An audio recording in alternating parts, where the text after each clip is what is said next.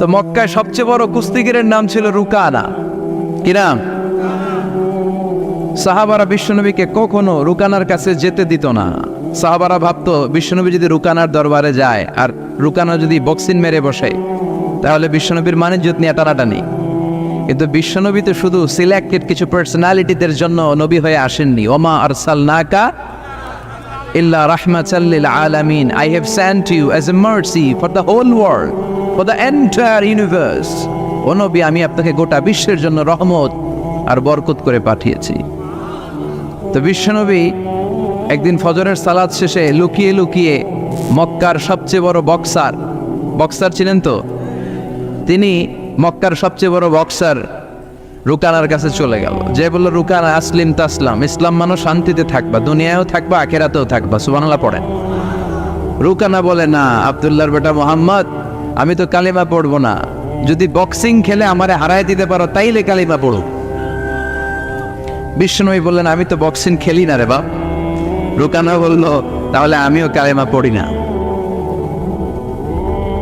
বিশ্বনবী রাজি হলেন। অবশেষে ভাবলেন, আমি বক্সিং খেললে একজন যদি জাহান্নাম থেকে জান্নাতি হয়, বক্সিং খেললে সমস্যা কই? কি রহমতের নবী, কি অ্যাটিটিউড, কি পজিটিভনেস, কি প্রোঅ্যাক্টিভনেস, অলওয়েজ প্রোঅ্যাক্টিভ। সব সময় ইতিবাচক চিন্তা করতেন। নেতিবাচক চিন্তা কারে বলে বিশ্বনবী জানতই না। সুবহানাল্লাহ পড়েন। বিশ্বনবী রাজি হলেন। এবার বক্সিং খেলার পালা। রুকানা হাফ প্যান্ট পরে গায়ের মধ্যে জাইতুনের তেল মেখে এভাবে লাফাচ্ছে। আপনারা রেসলিং খেলা দেখছেন? তেল মেখে পজিশন নেয় মারার জন্য প্রতিপক্ষকে। তো বিশ্বনবী তার পজিশন নেয় না, বিশ্বনবী দাঁড়িয়ে আছে। রুকানা বলল, মোহাম্মদ, আমি লাফাচ্ছি, তুমি লাফাও না কেন? তুমিও লাফাও।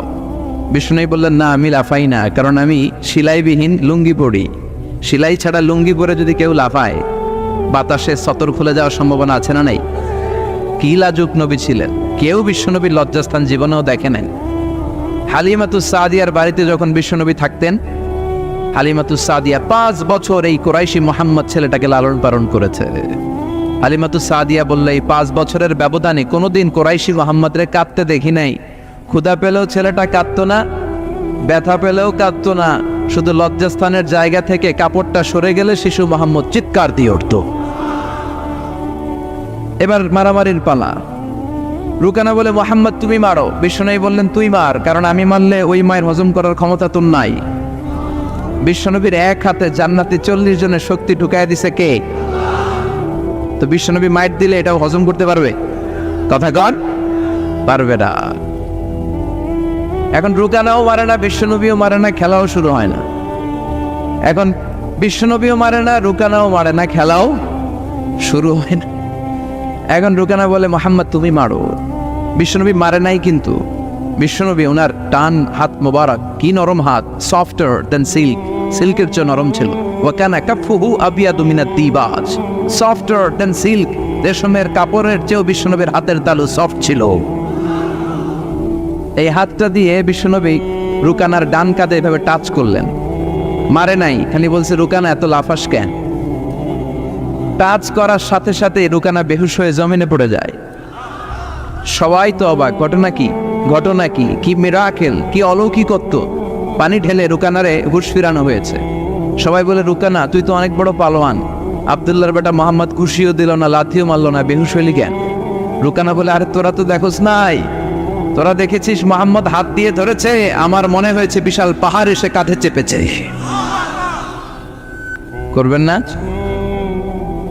কিন্তু মারামারির নামে কিন্তু আল্লাহ কোরআনে একটা সূরাই দিয়েছে, সূরাতুল মুজাদালা। মুজাদালা মানে মারামারি করা, ঝগড়া করা। ঝগড়ার নামে আল্লাহ একটা সূরা দিয়েছেন কোরআনে। সুবহানাল্লাহ পড়েন। কি সুন্দর কোরআন! মানব প্রয়োজনীয় এমন কিছু নাই যেটা আল্লাহ কোরআনে বাদ দিয়েছে, তাই না? মানুষের প্রয়োজনীয় সব কিছু কোরআনের ভেতরে আছে না নাই? এজন্য আল্লাহ বলেছেন, এটা এমন কিতাব যে কিতাবে কোনো সন্দেহ নাই, কোনো ভুল নাই। This is the book whereof there is no doubt, no suspicion, no question in it, and a guidance to those who are muttaqin, who are muhsinin. এটা এমন বই যে বইয়ে কোনো ভুল নাই, সন্দেহের অবকাশ নাই, আর মুত্তাকিনদের জন্য পথ প্রদর্শক করে কিতাবটারে পাঠিয়েছে কে? এজন্য মারামারি যদি করতেই হয় সেটা করতে হবে ইসলামের জন্য। কথা বলেন। ইসলাম কিন্তু প্রথমে মারতে বলে না, ইসলাম মায়ের সহ্য করতে বলে। কথা বলেন। বিশ্বনবীর পুরো জীবনীটাকে দুই ভাগ করলে পাওয়া যায় মাক্কি জীবনী, মাদানী জীবনী। মাক্কি জীবনীতে মায়ের খেয়েছেন, মাদানী জীবনীতে খেয়েছেন আবার দিয়েছেন। চিল্লায় বলেন ঠিক কিনা? ইসলামের অ্যাটিটিউডটা হচ্ছে ডিফেন্সিভ, আত্মরক্ষামূলক। আমরা আগ বাড়িয়ে কাউরে মারি না। বিশ্বনবী ওনার জীবনে কখনো আগ বাড়িয়ে কাউরে মারতেন না। এর কারণ নবীর মায়ের হজম করার মতো বাপের বেটা মক্কা মদিনার জমিনে ছিল না। চিল্লায় বলেন ঠিক কিনা? আরেকটা কায়দা জেনে নেন, নবী যাকে মারে সে জাহান্নামী, আর যে নবীকে মারে সেও জাহান্নামী। কেউ যদি নবীকে নিহত করে ও জাহান্নামে যাবে, আর নবী যদি কাউরে নিহত করে সেও, কারণ নবী তো যেন তেন কাজে কাউরে মারবে না। ঠিক কিনা? নবী যখন হাত তুলবে এখানে কজ এন্ড ইফেক্ট আছে, ভ্যালিড রিজন আছে। এমনি এমনি নবী হাত তুলবে না। এজন্য ইসলামের অ্যাটিটিউড হচ্ছে ডিফেন্সিভ, আগে মারে না। আগে মারে না, মায়ের খায়, কিন্তু খাইতে খাইতে দেয়ালে যখন পিঠ থেকে যায় তখন কিছু মায়ের দেওয়ার দরকার আছে না নাই? Defensive attacking system. এমনকি যুদ্ধের ময়দানে বিশ্বনবী বলতেন, খবরদার সিভিল সিটিজেন যারা আছে, সাধারণ নাগরিক, তাদের গায়ে হাত তোলো না। চিফ অফ মিলিটারিকে বিশ্বনবী ডিরেকশন দিয়ে দিতেন, সাধারণ নাগরিক মেরো না, কোনো নারীর গায়ে হাত তোলো না, বৃদ্ধ বৃদ্ধার গায়ে হাত তোলো না, শিশুদের গায়ে হাত তোলো না, ও এলাকার ধর্মীয় পাদ্রীদের গায়ে হাত তোলো না। তোমাদের বিরুদ্ধে যারা যুদ্ধ করছে তারাও যদি তলোয়ার রেখে দিয়ে হাত তুলে বলে surrender, Al Aman, Aman, I sick the security, হাত তুলে আমান চাইলে তাদেরকেও মেরো না।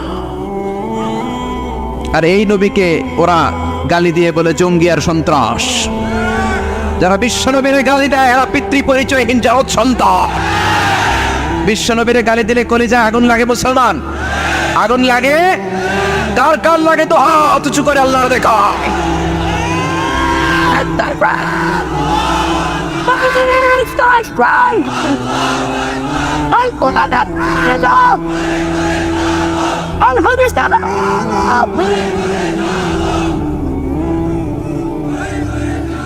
বিশ্বনবীর ভালোবাসা আল্লাহ আমাদের অন্তরে আরো বাড়িয়ে দাও। বিশ্বনবীর ভালোবাসা ছাড়া জান্নাতে যাওয়া যাবে?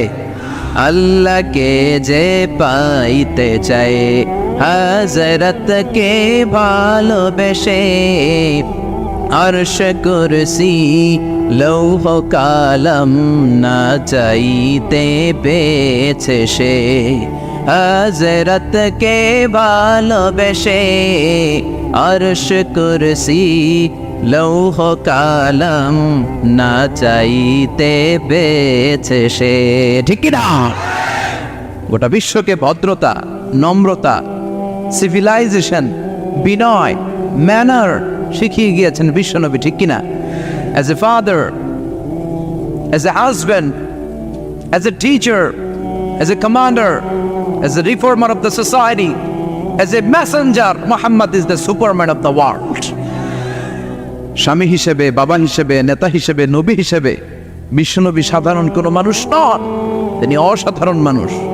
বিশ্বনবীর কাজ এটাই ছিল, উনি যেখানে অকল্যাণ দেখতেন, ইসলাম বিরোধী কিছু দেখতেন, কোনো ভুল ভাল নাম দেখতেন, বিশ্বনবী চেঞ্জ করে দিতেন। জোরে কোন সুবহানাল্লাহ। বিশ্বনবী একজনকে জিজ্ঞেস করলো, মাসমুক, তোমার নাম কি? সাহাবী বলল, ইসমি হাজান, ইয়া রাসূলুল্লাহ, আমার নাম হাজান। হাজান মানে হচ্ছে অ্যাংজাইটি, দুশ্চিন্তা। বিশ্বনবী বললেন, অ্যাংজাইটি, দুশ্চিন্তা কি কারো নাম হতে পারে? তোমার নাম আজকে থেকে হাজান নয়, আজ থেকে তোমার নাম সাহাল। সাহাল মানে সহজ। সাহাল মানে কি? হাজান কয়, না ইয়া রাসূলুল্লাহ, আমার বাপ চাচা যেই নাম দিয়েছে ওইটা আমি চেঞ্জ করুম না। নাম চেঞ্জ না করে বাড়িতে চলে গেছে। যাওয়ার পর থেকে ওর দুশ্চিন্তা আর শেষ হয় না। ওর ব্যবসায় দুশ্চিন্তা, ওর ফ্যামিলিতে দুশ্চিন্তা, ওর পেটে ব্যথা, পেট ব্যথা ভালো হয়, মাথা ব্যথা শুরু হয়ে যায়, মাথা ব্যথা ভালো হয়, ডায়রিয়া শুরু হয়ে যায়। একের পর এক দুশ্চিন্তার দাবানল তার উপরে ঠেলে দিচ্ছে কে? সবাই বলে, হাজান, ওই যে নবী তোমার নাম চেঞ্জ করছিল, নাম চেঞ্জ করো নাই, এই জন্য এই ঝামেলা, যাও নামটা চেঞ্জ করে আনো। এসে বিশ্বনবীর কাছে ক্ষমা চাইল, ইয়া রাসূলুল্লাহ, আমার হাজান নামের দরকার নাই, আপনি সাহাল দিছিলেন ওইটাই ভালো। বিশ্বনবী বললেন, আজকে থেকে তুমি সাহাল। সাহাল বলে, আমি মরার আগের দিন পর্যন্ত এই সাহাল নামকরণ করার কারণে আমার সব কাজগুলোকে আল্লাহ সাহাল অর্থাৎ সহজ করে দিয়েছেন। জোরে কোন আল্লাহু আকবার। আরেক মহিলাকে বিশ্বনবী বললেন, মাসমুকি, হোয়াটস ইউর নেম, তোমার নাম কি? মহিলা বলল, আমার নাম হলো আসিয়া, মানে অবাধ্য। অবাধ্য আমার নাম। ফেরাউনের বউয়ের নাম ছিল আসিয়া, হামজা দিয়ে, ওইটা আইন দিয়ে নয়। আসিয়া মানে যে অন্যের প্রতি সহানুভূতি দেখায়। আর এই মহিলার নাম ছিল আইন দিয়ে আসিয়া।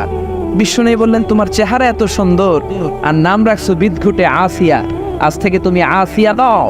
তুমি যেহেতু সুন্দরী, যাও, তোমার নাম আজকে থেকে জামিলা। জামিলা মানে সুন্দরী। মহিলা সাহাবী গ্রহণ করলেন। অন্যান্য মহিলারা বলে মরার আগের দিন পর্যন্ত এই জামিলার মনটি বুড়ো হয়ে যায়, বার্ধক্যে উপনীত হয়ে যায়, কিন্তু চেহারার সৌন্দর্য কোনোদিন কমে নাই। কোন সুবহানাল্লাহ। নবীর বরকতের কারণে চেহারার সৌন্দর্য কোনো কমে নাই। এই জন্য নবীর সুন্নাত আছে যেখানে আমরা আছি, কারণ আমার নবী যা শিখিয়েছেন তাতে রহমত, বরকত, মার্সি আর ব্লেসিংস বেশি না কম? যা নবী দিয়েছেন তাতে রহমত আর বরকত বেশি। আমার নবী যদি বিনোদন করেন, সে বিনোদনের সওয়াব আছে না নাই? বিশ্বনবী সাহাবাদেরকে নিয়ে খেজুর খেতে বসলেন, সবাই খেজুর খেয়ে সামনে রাখে, বিশ্বনবী রাখে না। আবু বকরও খাচ্ছে, উমারও খাচ্ছে, ওসমানও খাচ্ছে, আলীও খাচ্ছে। বিশ্বনবীর জামাতা আলীর বিচির সামনে উনি বিচি রাখে, সবার সামনে বিচি কম, আলীর বিচির সামনে বিচি বেশি, বিশ্বনবীর সামনে কোনো বিচি নেই। খাওয়ার পরে বিশ্বনবী রসিকতা করে বললেন, দেখো আল্লাহ আমার এমন এক আউয়া জামাই দিছে, সবাই খেজুর খাইছে কম, আমার মেয়ের জামাই আলী খাইছে ডবল। দেখো তার সামনে বিচি অনেক বেশি। আলী বলে, দেখো আল্লাহ আমার এমন এক শ্বশুর দিছে, আমরা তো খেজুর খাইয়া বিচি রাখছি, নবীর সামনে কোনো বিচি নাই, উনি খেজুরের সাথে বিচিও মাইরা দিছেন। সুবহানাল্লাহ কইবেন না? ছোট্ট সময়ের মধ্যে কি রসিকতা করলেন, কি সুস্থ বিনোদন। আওয়াজ তোলে আল্লাহ। আরেক কালো মহিলাকে বিশ্বনবী বলল, কেমন আছো? ভালো। ইয়া রাসূলুল্লাহ, আমারে উপদেশ দেন, নসিহত করেন। বিশ্বনবী বললেন, তোমার উপদেশ দিয়ে কি লাভ? কোনো কালো মহিলা তো জান্নাতে যাবে না। এই কথা শুনে মহিলা কান্না শুরু করেছে, মাটিতে গড়াগড়ি খায়, ডেকে বলে, ইয়া রাসূলুল্লাহ, ইয়া হাবিবাল্লাহ, আপনি বলেছেন আল মারআতু ইযা সাল্লাত খামসাহা সামাত শাহরাহা আতাআত বা'লাহা হাফিজাত ফুরুজাহা ফালতাদখুল মিন আইয়াবিল জান্নাতি শাআর। কোন মহিলা যদি 4টা কাজ করে, নামাজ পড়ে, রোজা রাখে, স্বামীর আনুগত্য করে, লজ্জাস্থানের হেফাজত করে, এই 4টা কাজ যদি দুনিয়ার বুকে কোনো মহিলা গ্যারান্টি দেয়, আল্লাহ তাকে 8টা জান্নাতের দরজার গ্যারান্টি দেয়। কোন সুবহানাল্লাহ। ও নবী, আমি তো 4টাই করি, জান্নাতে যাব না কেন? আমি কালো দেখে? বিশ্বনবী বললেন, আরে কেঁদো না, ওঠো, তুমি যখন জান্নাতে ঢুকবে এরকম কালো থাকবা নাকি? তুমি তো ফেয়ার এন্ড লাভলি হয়ে এরপরে জান্নাতে ঢুকবা। কোন সুবহানাল্লাহ। কি সুন্দর রসিকতা করতেন ছোট্ট সময়ে। বিশ্বনবীর রসিকতাগুলো কত সুন্দর ছিল। ভালোবাসার বেশাতি নিয়েছেন। স্ত্রীকে যেমন ভালোবাসতেন, বন্ধুদেরকে ভালোবাসতেন, শ্রমিকদেরকে তেমন ভালোবাসতেন, নাতিদেরকেও তেমন ভালোবাসতেন। কোন সুবহানাল্লাহ।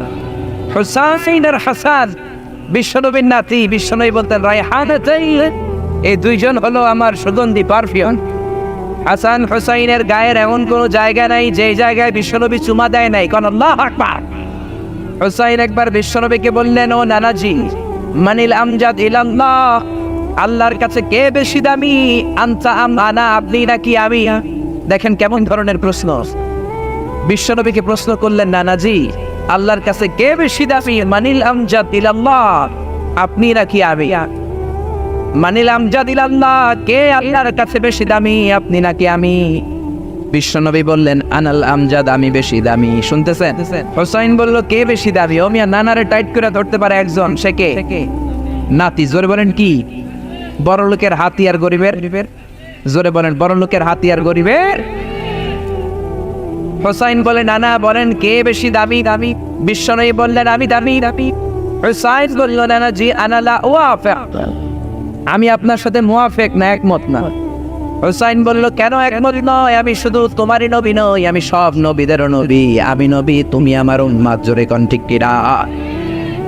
হুসাইন বলল, আনালা ওয়াফিক। বিশ্বনবী বললেন, তুমি উম্মত, আমি নবী, দামি তো আমি। হুসাইন কয়, আমি বেশি দামি। বিশ্বনবী বললেন, মাল বাইকিনাতু আমার জালিলু ইনদাক, কি দলিল আছে আমার চাইতে তুমি দামি? হুসাইন বলল, নানাজি বলেন তো আপনার আব্বার নাম কি? বিশ্বনবীর আব্বার নাম কি? জোরে বলেন। জানেন না আপনারা? বিশ্বনবী বললেন, আমার বাবার নাম আব্দুল্লাহ। হুসাইন কয়, খালি আব্দুল্লাহ, লাইসা ক্বাবলাহু ওয়ালা বা'দাহু শাই। খালি আব্দুল্লাহ, সামনেও কোনো টাইটেল নাই, পেছনেও কোনো টাইটেল নাই। আমার আব্বার নাম আপনি জানেন নাকি? শের খোদা। আসাদুল্লাহিল গালিব, দুনিয়ার কাফের মুশরিকদের জন্য রব্বুল আলামিন যারে বাঘ বানিয়ে পাঠিয়েছেন, আমার কলিজার টুকরা বাবা আলী কাররামাল্লাহু ওয়াজহা। আল্লাহু আকবার। আমার আব্বা যেন তোর মানুষ নয়, বিশ্ব নবীর মেয়ের জামাই। আপনার আব্বা আব্দুল্লাহ কি কোনো নবীর মেয়ের জামাই নাকি? জোরে কর। বিশ্ব নবী কয় না তো, আমার আব্বা তো কোনো নবীর মেয়ের জামাই না। হোসেন বললে, এবার বলেন তো আপনার আম্মার নাম কি? বিশ্ব নবীর আম্মার নাম কি? তোরা দেখে যা আমিনা মায়ের কোলে, মধু পূর্ণিমারি শেথা চাঁদ দোলে, যেন ওষার কোলে রাঙা রবি দোলে। তোরা দেখে যা আমিনা মায়ের কোলে, কুল মখলুকে আজি ধ্বনি উঠে কে লই, কালিমা শাহাদাতের বাণী ঠোঁটে কে লই, পড়ে দুরুদ ফেরেশতা বেহেশতের দুয়ারে খোলে। তোরা দেখে যা আমিনা মায়ের কোলে। সুবহানাল্লাহ পড়েন। বিশ্বনবী বললেন, আমার মায়ের নাম আমেনা। হুসাইন বলল, নানাজি আপনার মায়ের নাম যদি আমেনা হয়, জেনে রাখেন আমার মায়ের নাম ফাতেমা। জান্নাতের মহিলা নয়, সাইয়্যিদাতু নিসায়ে আহলিল জান্নাত। জান্নাতে যত রমণীরা ঢুকবে, সব রমণীদের লিডার হবে আমার মা ফাতেমা। করে কন্টিকিরা, আমার মা ফাতেমা কোনো সাধারণ লোকের কন্যা নয়, সাধারণ লোকের ডটার নয়, লাস্ট মেসেঞ্জারের ডটার। কন্টিকিরা, বিশ্বনবীকে তাই তো। বিশ্বনবীর কোনো জবাব নাই, লা জবাব। জবাব দেওয়ার কোনো জায়গা রাখছে নাকি নাতি? রেখেছে। আবার প্রশ্ন করলেন, নানাজি মাসমু জাত্তাতিক, বলেন তো আপনার নানির নাম কি? বিশ্বনবী বললেন, আমার নানির নাম বাররা বিনতে আব্দুল উজ্জা। হুসাইন বলল, নানাজি আপনার নানি বাররারে কয়জনে চিনে? আমার নানির নাম আপনি জানেন নাকি? আমার নানির নাম হলো খাদিজাতুল কুবরা তাহেরা। সুবহানাল্লাহ। এই পৃথিবীতে মর্যাদার দিক থেকে মহিলাদের র্যাঙ্কিং এ 5 জন সেরা। ফেরাউনের বউ আসিয়া, ঈসা আলাইহিস সালামের মা মারিয়াম, আমার নানি খাদিজা, বিশ্বনবীর প্রথম কুমারী বউ আয়েশা, আর আমার মা ফাতেমা।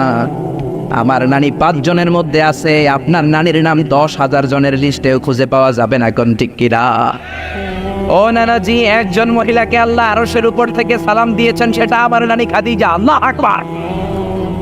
ও নানা, কই আপনার নানি বাররা বিনতে আব্দুল উজ্জা? কই আমার নানি খাদিজা? বিশ্বনবী লা জবাব, পাথরের মতো দাঁড়িয়ে আছেন। হুসাইন আবার প্রশ্ন করল, নানাজি এবার বলেন তো আপনার নানার নাম কি? বিশ্বনবী বললেন, আমার নানার নাম হলো ওয়াহাব ইবনে আব্দে মানাফ। হুসাইন বলল, নানা আপনার নানা ওয়াহাব রে কয়জনে চিনে? আপনার নানার নামটা কয়জনে জানে? আপনার নানার নামটা কয়জনের মুখস্থ আছে? আপনার নানার নামে কয়জনে তাকবীর দেয়? আমার নানার নাম আপনি জানেন নাকি? আমার নানারে এমন কোনো মানুষ নাই চিনে না, এমন কোনো জিন নাই চিনে না, এমন কোনো প্রাণী নাই চিনে না। আমার নানারে মাছে চিনে, গাছে চিনে, পৃথিবীর সবাই আমার নানারে চিনে। জোরে কোন ঠিক কিনা? আমার নানারে চিনে এমন কেউ নাই। আমার নানা হাউজে কাউসারের মালিক, শাফাতের মালিক। আমার নানার উপরে একবার দুরুদ পড়লে 10টা রহমত নাজিল করবে কে? আমার প্রিয় নানাজির নাম হলো, পড়েন, মুহাম্মাদুর রাসূলুল্লাহ সাল্লাল্লাহু আলাইহি ওয়াসাল্লাম। আর বিশ্বনবী ধৈর্য ধারণ করতে পারলেন না, দাদা করে চোখের পানি ছেড়ে দিলেন, হাউমাউ করে বাচ্চাদের মতো কাঁদলেন। হুসাইনকে বুকের মধ্যে জড়িয়ে ধরে বললেন, হুসাইন রে, ঠিকই বলেছো, আজকের তর্কে আমি হেরে গেলাম, তুমি জিতে গেলা। আমার চাইতে তোমার দাম আল্লাহর কাছে কোটি কোটি গুণে বেশি। কোন সুবহানাল্লাহ।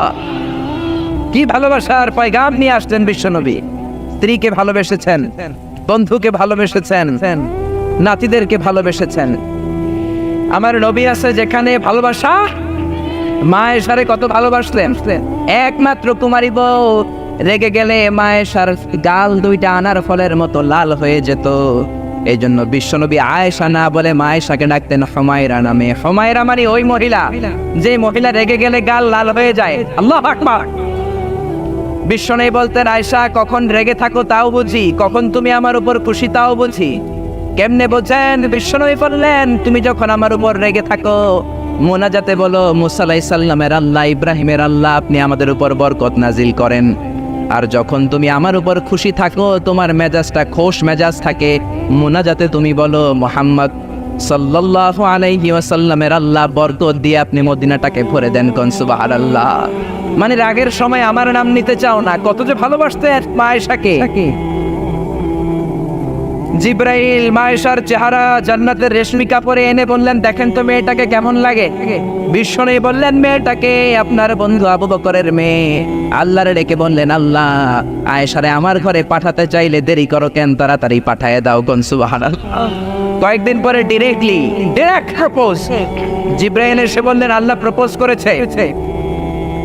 এই হচ্ছে আয়েশার ছবি। আমি জিব্রাইল, বিয়ের ঘটক। আল্লাহ বলেন, কাজী আপনার মতামত বলেন। বিশ্বনবী বললেন, জিব্রাইল তুমি যদি বিয়ের ঘটক হও, আল্লাহ যদি হয় কাজী, আমি বিয়েতে রাজি। কোন সুবহানাল্লাহ। বিয়ে হয়ে গেল।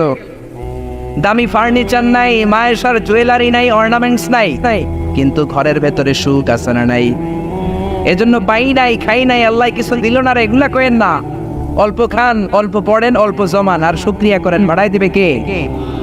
বিশ্বনবী মায়েশারে বিয়ে করলেন, খালি সুখ আর সুখ। ঘরে কোনো ফার্নিচার নাই, খাট নাই, টেবিল নাই, আছে শুধু শান্তি। কি আছে? গভীর রাত, নতুন বিয়ে হলো। মায়েশারে ডেকে বললেন, আয়েশা চলো তাহাজ্জুদের আগে দুইজনে একটু দৌড় খেলি। ওই যে মদিনার পিলার দেখা যায়, কে কার আগে দৌড়ে পিলার ধরতে পারে দেখো না। মায়েশা খুব খুশি হয়ে গেলেন। সব বই চায় তার স্বামী একটু রোমান্টিক হোক, তার একটু ভালোবাসুক, একটু মিষ্টি মিষ্টি কথা কোক। জোরে কোন ঠিক কিনা? মায়েশা খুশি, বললেন আমি রাজি। বিশ্বনবী বললেন, ওয়াহিদ ইসনাইনি চালাতা, 1 2 3 দুইজনে দিছে দৌড়। কে কার আগে ধরবে? বিশ্বনবী যদি দৌড়ের মতো দৌড় দেয়, বিশ্বনবীর সাথে কেউ পারে? জোরে কর। আমার নবী ইচ্ছা করে আস্তে দৌড় দিলেন, কারণ বিশ্বনবী বলেছেন, আমার এক হাতের মধ্যে জান্নাতের 40 জনের শক্তি আছে না নাই? বিশ্বনবী আস্তে আস্তে দৌড় দিলেন, মায়েশা জোরসে দৌড় দিলেন, বিশ্বনবী পারেন নাই। মায়েশা মসজিদে নববীর পিলার ধরে ফাস্ট হয়ে গেছে। কোন সুবহানাল্লাহ। লাফাইতে শুরু করছে খুশির চোটে, কাবি ফাস্ট। বিশ্বনবী বললেন, আহসানতি ইয়া হুমায়রা, খুব ভালো করেছো তুমি। চিকন ছিল তো, দিছে দৌড়। তার ঠিক 7 বছর পরের ঘটনা। আবার গভীর রাত, তাহাজ্জুদের জন্য ওঠার সময় বিশ্বনবী আয়েশারে বললেন, আয়েশা মদিনার কেউ তো আর জেগে নাই সব সময়, চলো দুইজনে আবার একটু দৌড় দেই, দিবা কিনা? মায়েশা খুব রাজি, হ্যাঁ দিব।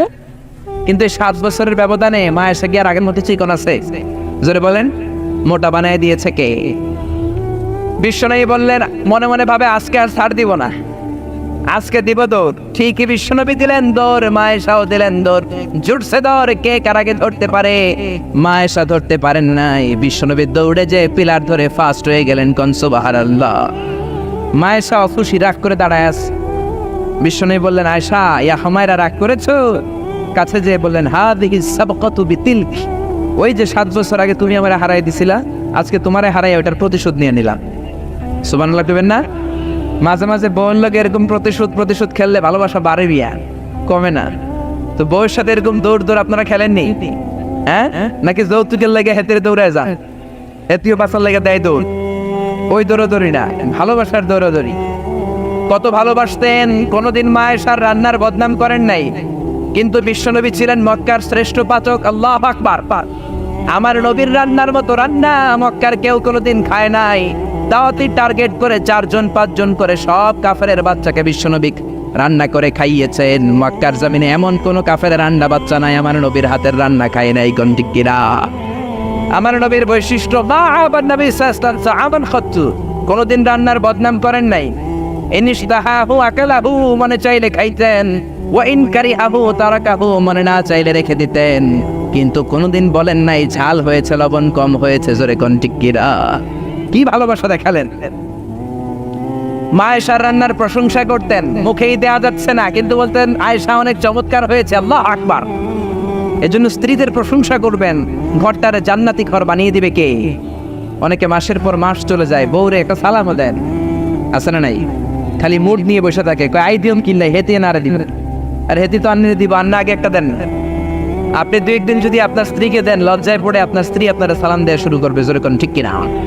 এই জন্য স্ত্রীর প্রশংসা করেন, কারণ কিয়ামতের দিন আপনার সার্টিফিকেট আল্লাহ আপনার বউয়ের কাছ থেকে নেবে, আপনার পীরের কাছ থেকে না। খায়রুকুম লিআহলি, যে তার বউয়ের কাছে সেরা, আল্লাহর কাছেও সেরা। জোরে কোন ঠিক কিনা?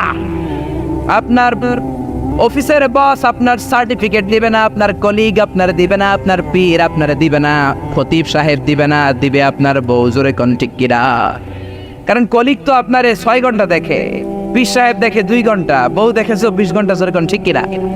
বউয়ের সাথে এমন সম্পর্ক, ভিতরেরটাও জানে বাইরেরটাও জানে, জোরে কোন ঠিক কিনা? এজন্য ওয়াইফের কাছ থেকে নেওয়া হবে। স্ত্রীর সাথে ভালো আচরণ করেন, প্রশংসা করবেন, রান্না ভালো হইলে প্রশংসা করেন, আপনার জন্য সাজুগুজু করলে বলেন যে তোমার খুব সুন্দর লাগে, আর কম করে 100 বার কইবেন আই লাভ ইউ। কি কইবেন? কইবেন না? ইনশাআল্লাহ পড়েন। অন্য মহিলাকে আই লাভ ইউ বললে যদি গুনাহ হয়, নিজের বউরে আই লাভ ইউ বললে সওয়াব হয়। কোন সুবহানাল্লাহ। বিশ্বনবী এই কথাটা বললেন, অফি বুদআই আহাদিকুম সাদাকা, রাতের বেলায় কম্বলের নিচে যে একান্তে স্ত্রীর সাথে মেলামেশা করো, এতেও মুমিনের সওয়াব হয়। জোরে কোন সুবহানাল্লাহ। সাহাবারা বললেন, এতে আবার কেমনে সওয়াব? বিশ্বনবী বললেন, অন্য মহিলারা চোখ টিপ দিলে গুনাহ আছে না নাই? নিজের মহিলার বউয়ের মুখে ভাত তুলে খাওয়াইলে সওয়াব হয়। জোরে কোন সুবহানাল্লাহ। ম্যারেজ ডের কথা ভুলে যায় না।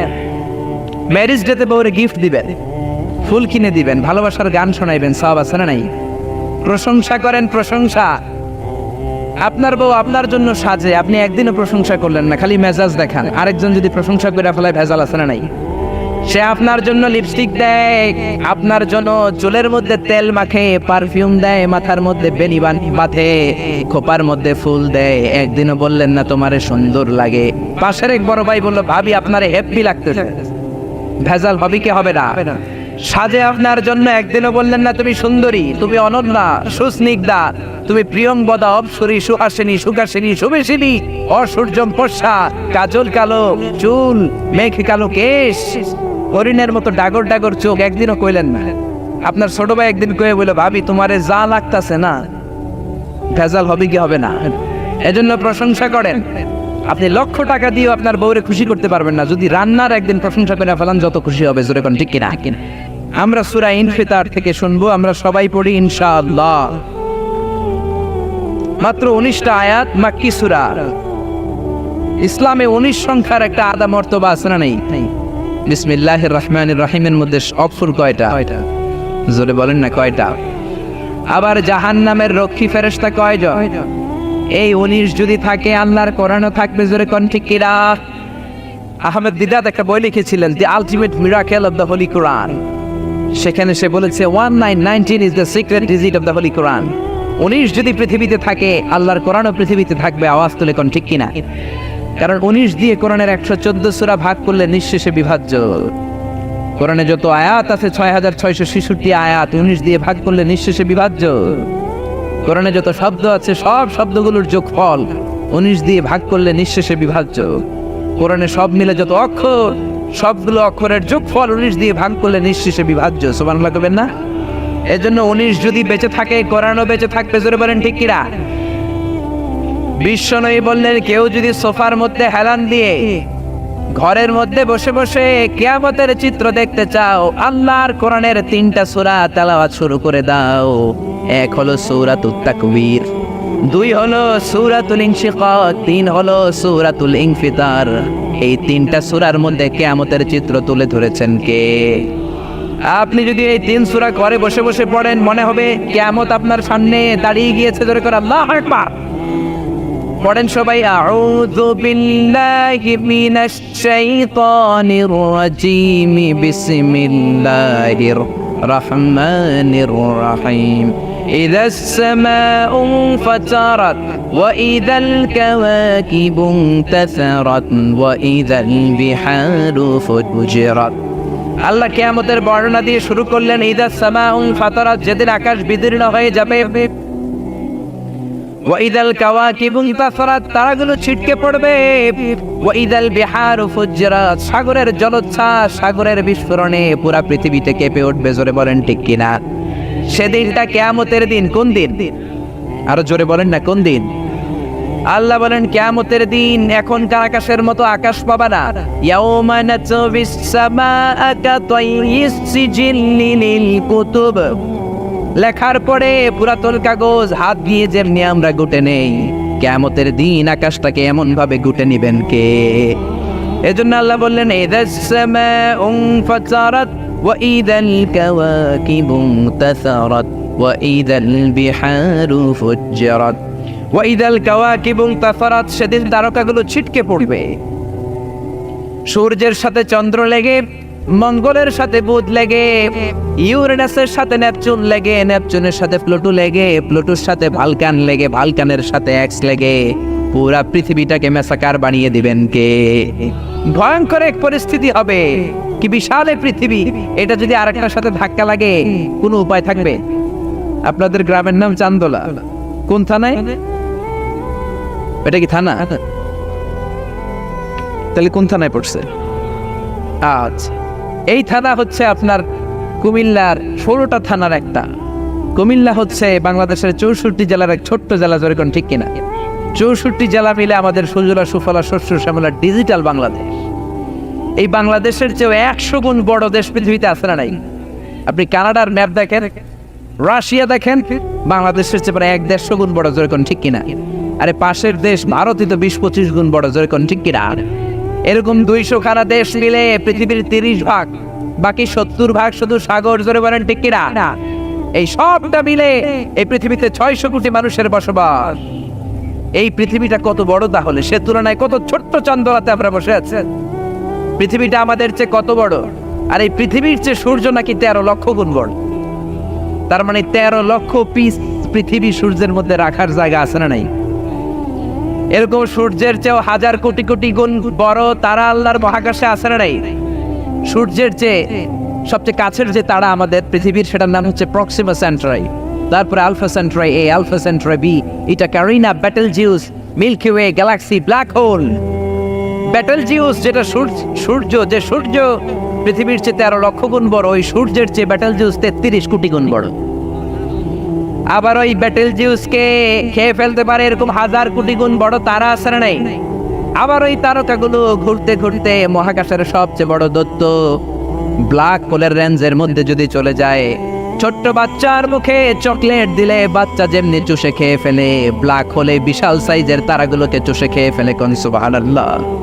এগুলো সব প্রথম আসমানের নিচের ঘটনা না।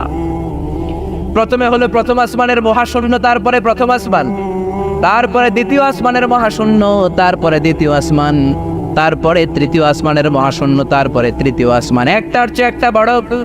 বিশ্বনবী বললেন প্রথম আসমানের চেয়ে দ্বিতীয় আসমান কত বড়? শোনো শোনো, তোমার হাতের আংটি যদি সাহারা মরুভূমির মাঝখানে রেখে দাও, সাহারা মরুভূমির তুলনায় তোমার হাতের আংটিটা যত ছোট, আল্লাহ দ্বিতীয় আসমানের তুলনায় প্রথম আসমানটা তত ছোট। প্রথম আসমানের চেয়ে দ্বিতীয় আসমান বড়, তার চেয়ে তৃতীয় আসমান বড়, তার চেয়ে পঞ্চম আসমান, ষষ্ঠ সপ্তমটা আরো বড়, তারপরে বর্ডার এরিয়া সিদরাতুল মুনতাহা অনেক বড়, তারপরে বাইতুল মামুর, ফেরেশতাদের কাবা বড়, তারপরে আল্লাহর কোরআনের বাড়ি লাউহে মাহফুজ বড়, তারপরে আল্লাহর আরশ বড়, আরশের চেয়ে কুরসি বড়, কুরসির চেয়ে আল্লাহর 70,000 নূরের পর্দা, তার প্রথম পর্দাটা গোটা বিশ্বের চেয়ে বড়। কোন সুবহানাল্লাহ! আল্লাহ বললেন মহাকাশের প্রথম আকাশের নিচে থাকা ইউনাইটেড স্টেটস অফ আমেরিকা, নাসার বিজ্ঞানীরা ওদের যতটুকু নাগালে এসেছে তা তো 1000 ভাগের 1 ভাগও না, জোরে কোন ঠিক কিনা? আল্লাহ বললেন সব ক্র্যাশ করবে, কোলাপস করবে। ইদাস সামাউ ফাতারাত ওয়া ইদাল কাওয়াকিবু তাসারাত ওয়া ইদাল বিহারু ফুজ্জিরাত। সেদিন তারাগুলো একটার সাথে আরেকটা লেগে সব ধ্বংস হয়ে যাবে, পৃথিবীর সব বিল্ডিং গুলো আর পাহাড়গুলো ভেঙে যাবে, জোরে কোন ঠিক কিনা? এশিয়া মহাদেশের সবচেয়ে বড় পাহাড় হিমালয়ের পর্বতমালা মাউন্ট এভারেস্ট, 29,035 ফিট উঁচু। আল্লাহ যখন কিয়ামতের ঝাঁকুনি দিবেন, একটা পাহাড়ও কি টিকবে? ইযা যুলজিলাতিল আরদু জিলজালাহা ওয়া আখরাজাতিল আরদু আথকালাহা ইযা রুজ্জাতিল আরদু রাজ্জান ওয়া বুসসাতিল জিবালু বাসসা। আল্লাহ বলেন যখন পৃথিবীকে ভাইব্রেশন করে দিব, কাঁপুনি দিব, এক শেক করব, এক শেকিং এর চোটে পৃথিবীর সব বিল্ডিং গুলো ভেঙে যাবে, সব পাহাড়গুলো দুমড়ে মুচড়ে পড়বে, সব টাওয়ার গুলো আবাসিক এলাকার উপর পড়বে, স্যাটেলাইট একটার সাথে আরেকটা কৃত্রিম উপগ্রহ গুলো লেগে সবাই যোগাযোগ বিচ্ছিন্ন হয়ে যাবে। কোন ঠিক কিনা? মাউন্ট এভারেস্ট ভেঙে যাবে। ইউরোপের সবচেয়ে বড় মাউন্টেন রেঞ্জ হচ্ছে আল্পস মাউন্টেন রেঞ্জ, ভেঙে যাবে। আমেরিকার সবচেয়ে বড় পাহাড় আলাস্কা পর্বতমালা ভেঙে যাবে। আরব দেশের সব চাইতে বড় পাহাড় সিলসিলা তুরে সাইনা, তুর পাহাড়ের মাউন্টেন রেঞ্জ পুরো ভেঙে চুরে তুলার মতো উঠতে থাকবে, জোরে কোন ঠিক কিনা? তিনি গোটা বিশ্বের রব, পালনকারী, নিয়ন্ত্রণকারী। রব কাকে বলে আমি একটু সংক্ষেপে আপনাদের বুঝাই। রব হচ্ছেন তিনি যিনি ফরিয়াদ করার আগে দিয়ে দেয়, চাওয়ার আগে যিনি দিয়ে দেয় তার নাম কি? রব। যার, একটু খেয়াল করে বুঝবেন, যার যখন যেটা যতটুকু প্রয়োজন হয় তাকে তখন সেটা ঠিক ততটুকু চাওয়ার আগেই যিনি দিয়ে দিতে পারে তার নাম রব। এই কাজটা কি আল্লাহ ছাড়া কেউ করতে পারবে? এই যে আমরা আমাদের মায়ের পেটের ভেতরে ছিলাম, ওই মায়ের পেটের ভেতরে যে 8 মাস 9 মাস ছিলাম, কি কি হয়েছিল মনে আছে আপনাদের? কারো মনে নেই? কারোই মনে নেই? আমি তো ভাবছি শুধু আমার মনে নেই, আপনাদের কারো মনে থাকতে পারে। আসলে আমরা স্মৃতির পাতা হাতড়াতে হাতড়াতে কতটুকু ছোটবেলার কথা মনে করতে পারি দেখি। আমি মনে হয় আমার 3 বছর বয়স যখন, ওই সময়কার কিছু স্মৃতি মনে আছে। আপনাদের কার স্মৃতির কি অবস্থা বলেন? 2 বছর বয়স যখন আপনাদের ছিল তখন কি ঘটছিল মনে আছে নাকি? নাই। 1 বছর 6 মাস 2 মাস আর মায়ের পেটের ভেতরে যে ছিলাম কিছুই জানি না, কি যে হয়েছিল, কেমন যে ছিল সেই জগৎটা জানি না। আমরা ছোট্ট একটা স্পার্ম ড্রপ ছিলাম, ছোট্ট শুক্রাণু।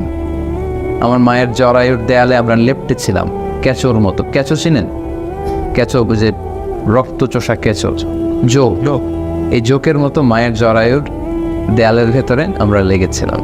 সেখান থেকে ছোট্ট ছোট্ট থেকে আল্লাহ আমাদেরকে বড় করলে, হ্যাঁ, আমরা ওই স্পার্ম ড্রপ থেকে ব্লাড ক্লট, তারপর লিটল ফ্ল্যাশ, আস্তে আস্তে করে এটা একটা ফুল ফর্ম বেবি আমরা হলাম।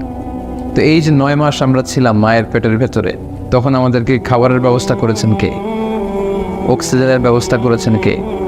পৃথিবীর কেউ কিন্তু তখন আমাদের কাছে খাবার, অক্সিজেন, বাতাস এগুলো পৌঁছানোর সাধ্য কারো ছিল না, তিনি করেছেন। আবার দেখেন, আমি যখন দুনিয়াতে আসলাম তখন আমাকে মায়ের বুকের দুধ খাওয়ানোর ব্যবস্থা আল্লাহ করে দিলে। এখন চিকিৎসকরা বলে যে মায়ের বুকের দুধের ভেতরে টিকা আছে বাচ্চাদের জন্য, ন্যাচারাল টিকা। প্রথম টিকাটা আল্লাহ ফ্রি দেয় আর কি, কিছু টিকা আমাদের কিনা লাগে ফার্মেসি থেকে, আর প্রথম টিকাটা আল্লাহ ফ্রি দিয়ে দেয় মায়ের বুকের দুধের মধ্যে, আল্লাহ সেটা রাখে। তখন আমরা শুধু দুধ খেতাম, মায়ের বুকের দুধ, 6 মাস থেকে 1 বছর 2 বছর।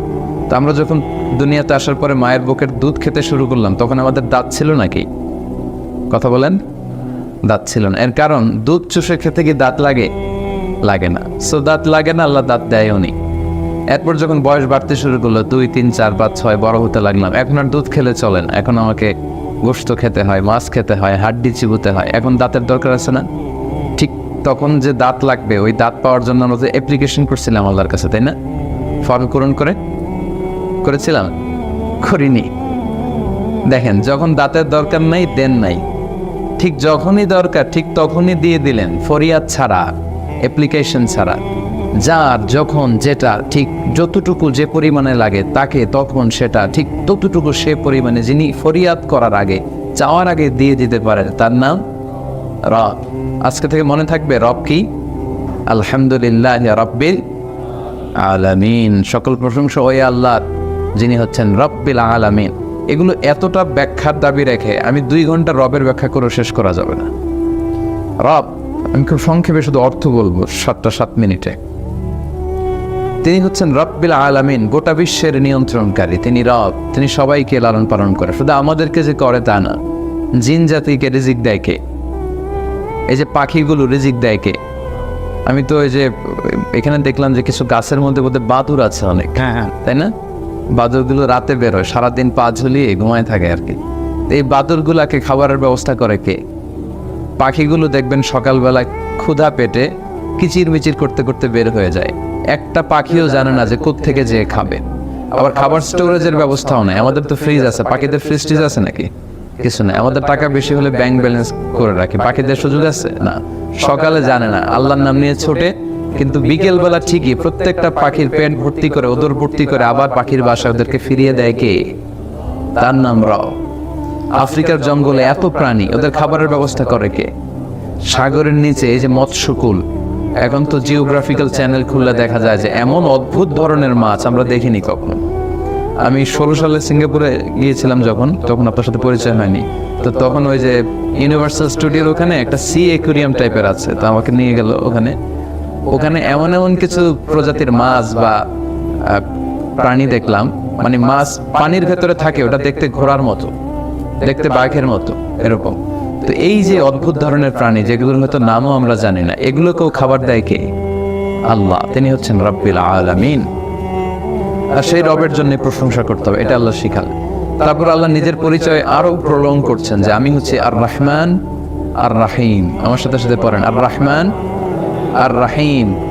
তিনি দয়ালু, মেহেরবান। আল্লাহর চাইতে বেশি দয়ালু কেউ আছে? কেউ নাই। তিনি এত দয়ালু, তিনি আমাদেরকে এত ভালোবাসেন। আমাদের আব্বা আম্মা আমাদেরকে খুব ভালোবাসে না? আমাদের মা বাবা আমাদেরকে যত ভালোবাসে তার চেয়ে আমাদেরকে বেশি ভালোবাসে কি? আচ্ছা, আমি আমার নিজেকে খুব ভালোবাসি না? আমি আমার নিজেকে যতটা ভালোবাসি তার চেয়েও বেশি আমাকে ভালোবাসে কে? তিনি হচ্ছেন আর রহমান আর রাহিম। ওনার কাছে চাইতে দেরি হয়, দিতে দেরি হয় না। উনি সব সময় শোনেন, 24/7। সব সময় ডাক দিলেই শোনা যায়। শহীদ ভাইকে কি যে কোনো সময় ডাকলে শুনতে পারবে? রাত 3টায় ডাকলে তো ঘুমায় থাকবে উনি। আপনাদের এসপি মহোদয়ের কাছে যদি ভোর 4টার দিকে আমি যাই, উনি আমাকে অ্যাকোমোডেট করতে পারবে? পারবে না। কিন্তু আল্লাহ এমন এক সত্তা, 24/7। পৃথিবীর কোথাও দিন হয়, রাত হয়, বছর গড়িয়ে আরেক বছর আসে, সব সময় তিনি শোনেন। ডাকতে দেরি হয়, উনি ডাকে সাড়া দিতে দেরি হয় না। তিনি দয়ালু, তিনি আমাদেরকে ক্ষমা করতে চান, তিনি আমাদেরকে ক্ষমা করতে চান। ভোর রাতে আল্লাহ প্রথম আকাশে নেমে আসেন আর বলেন, কার ক্ষমা লাগবে, কে অন্যায় করেছ, কার কি চাওয়া বলো, আমি দেব। উনি দেওয়ার জন্য আসে, বাট আমাদের চাওয়ার সময়টা নেই। তিনি হচ্ছেন আর রহমান আর রাহিম, অতীব দয়ালু, মেহেরবান। এরপর তিনি আরো পরিচয় দিচ্ছেন নিজের, যে মালিক ইয়াউমিদ্দিন, তিনি বিচার দিবসের মালিক। আমার সাথে সাথে পড়েন, মালিক ইয়াউমিদ্দিন, তিনি হচ্ছেন বিচার দিবসের মালিক। ওই যে শুরু করেছিলাম যেটা দিয়ে, যে একটা দিন আছে, ওই দিন একটা বিচার হবে, বড় বিচার। দুনিয়াতে বিচার হয় না, এরকম একটা বিশাল বিচার হবে, যেখানে পাই টু পাই আল্লাহ আমার কাছে জিজ্ঞেস করবে কিভাবে এই দুনিয়ার জীবনটা আমি অতিবাহিত করেছি। আমি কি ভালো কাজ করেছি না খারাপ কাজ? আমি কি মানবতার কল্যাণ করেছি না মানুষের অকল্যাণ করেছি?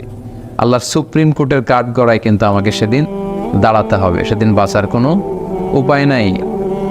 তো এই জন্য তিনি হচ্ছেন মালিক ইয়াউমিদ্দিন, বিচার দিবসের মালিক। সেদিনটা খুব ভয়ঙ্কর।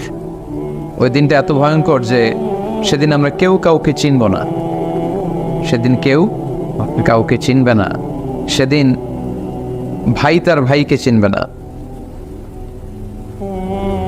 বন্ধু তার বন্ধুকে চিনবে না, স্বামী স্ত্রীকে চিনবে না, স্ত্রী স্বামীকে চিনবে না, কেউ কাউকে চিনবে না। এটা ভয়ঙ্করতম দিন, মালিক ইয়াউমিদ্দিন। এরপর আল্লাহ বললেন, ইয়্যাকা না'বুদু ওয়া ইয়্যাকা নাস্তাঈন। আমরা আল্লাহর কাছে যেন এইভাবে দোয়া করি যে ইয়্যাকা না'বুদ, আল্লাহ তোমারই ইবাদত করি, ওয়া ইয়্যাকা নাস্তাঈন, আল্লাহ তোমার কাছেই সাহায্য চাই। আমরা সবসময় সাহায্য চাইবো কার কাছে? ইবাদত করি কার? সবাই বলেন। সেজদা দিব কাকে? নাকি মসজিদে কিছু সেজদা দিবেন আর মাজারে যে কিছু দিবেন? মাজারে সেজদা দেন নাকি আপনারা কেউ? চুয়াডাঙ্গা এগুলো আছে না। মাজার জিয়ারত করতে যেতে পারেন, কবর, আব্বার কবর, আম্মার কবর, দোয়া করবেন। কিন্তু ওখানে যে সেজদা দেওয়া যাবে, চাওয়া যাবে, দিতে পারে একজন, তিনি কে? অসুস্থ হলে আমাদেরকে সুস্থ করে কে? ব্যবসা ভালো যাচ্ছে না, ব্যবসাকে ভালো করে দিতে পারে কে? যার যেটা প্রয়োজন আল্লাহ দিতে পারেন। এবং আমাদের যার যা দরকার, মহাবিশ্ব সৃষ্টির শুরু থেকে কিয়ামত পর্যন্ত যত মানুষ পৃথিবীতে এসেছিল, আসছে, আসবে, প্রত্যেকের যত চাহিদা আমরা যে লিস্ট করে আল্লাহ দিয়ে, আল্লাহ বাড়ি দাও, গাড়ি দাও, এটা দাও, সেটা দাও, সবগুলো যদি আল্লাহকে দিতে বলি, আল্লাহ সবার সব চাহিদাও যদি মিটিয়ে দেয়, যার যা লাগবে সবও যদি দিয়ে দেয়, আল্লাহ বলে আমার যে বিশাল ধনভাণ্ডার তার 1 ইঞ্চিও কমবে না। ইয়্যাকা না'বুদু ওয়া ইয়্যাকা নাস্তাঈন, আমরা যেন তারই ইবাদত করি, আমরা যেন তার কাছেই সাহায্য চাই। তারপর একটা অসাধারণ দোয়া আল্লাহ শিখিয়েছে, এটা যেন আমরা প্রতিদিন করি, ইহদিনাস সিরাতাল মুস্তাকিম।